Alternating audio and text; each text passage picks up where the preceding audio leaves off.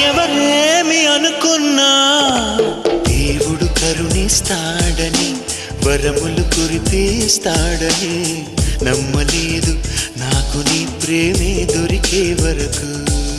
స్వర్గం ఒకటుంటుందని అంతా అంటుంటే విని నమ్మలేదు నేను నీ నీడకు చేరే వరకు.